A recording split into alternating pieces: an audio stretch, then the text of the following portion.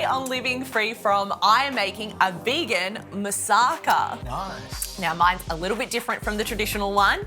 If you have been living with a dairy intolerance or low FODMAP, or you have been looking for some gluten-free ideas, or even if you're looking for some vegan inspiration, this is the recipe for you. Yeah, nice. I'm making it with lentils instead of lamb, and we're going to layer this all together with a vegan bechamel and some eggplant and baked potatoes. It's perfect. So it's got all the goodness of moussaka without anything that can stop you eating it. Yeah, I love it. That's right.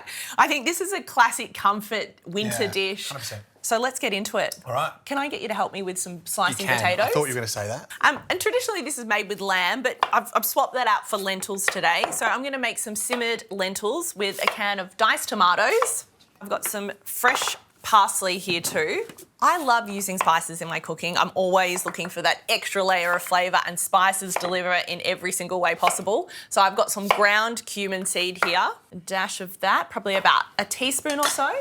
I like to add in a pinch of ground cinnamon for a bit of sweetness. And then if you have some dried herbs handy as well, thyme, oregano, rosemary, they all work really nicely.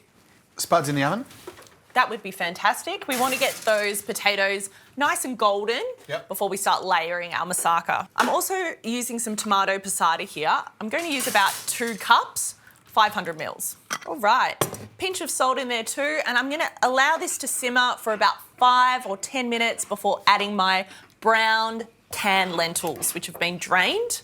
Oh, you're going to slice my eggplant too? Thank you. Is that right? Yeah. Yeah, so with eggplant, I like to salt the eggplant just to draw out the excess moisture of the eggplant, which will hold our moussaka together.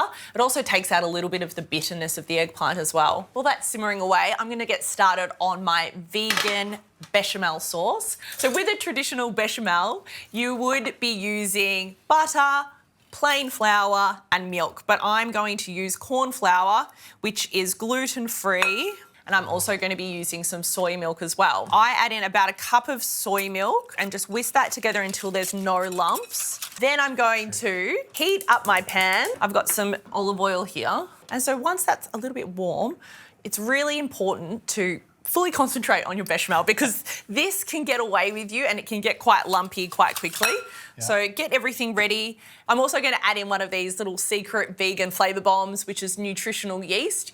You can get this at Coles in the health food section. I love using this as like a vegan parmesan to season things like popcorn.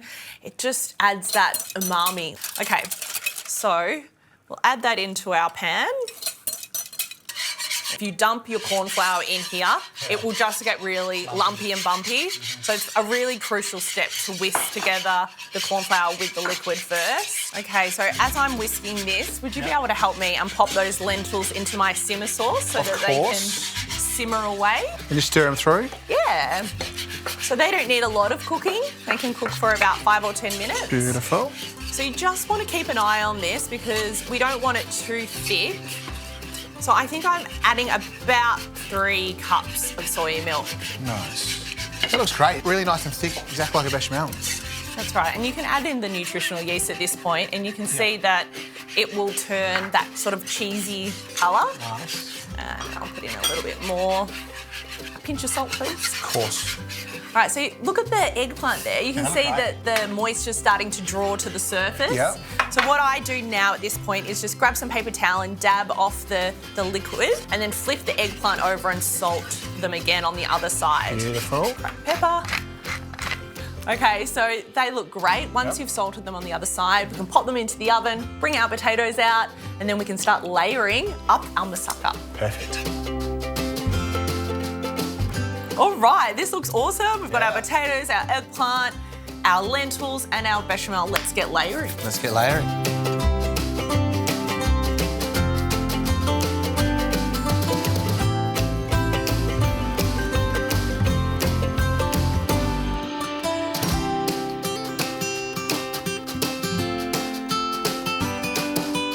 Look at that, that's actually perfect. Now we're going to finish this by adding our bechamel. Yep. And then you've been picking on that cheese, haven't you, Michael? I just had to try it. Yeah. Quality control is delicious.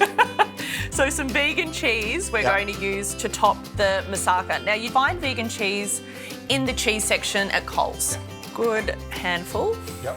All right, this can go in the oven now at 180 for about 20 minutes. Beautiful.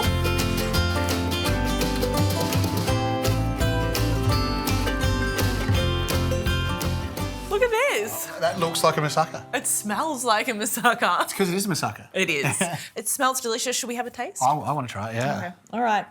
This is going to feed a lot of people. It's huge. That bechamel looks like really creamy and rich without having any dairy in it. I absolutely love that. That's right. You can feed your friends who might have intolerances, family. Look at that. Look at that layering. That looks so good. Why do you need meat for when you've got this beautiful lentil dish? Okay. I'm looking forward to hearing your opinion. A moment of truth.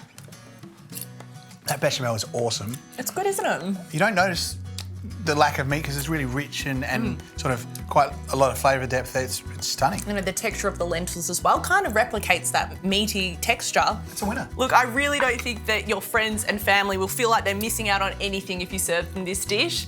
And if you're looking for more recipes or inspiration, please make sure that you join the Free From and Allergy Facebook group where you can find plenty of resources and connect with people that have food intolerances.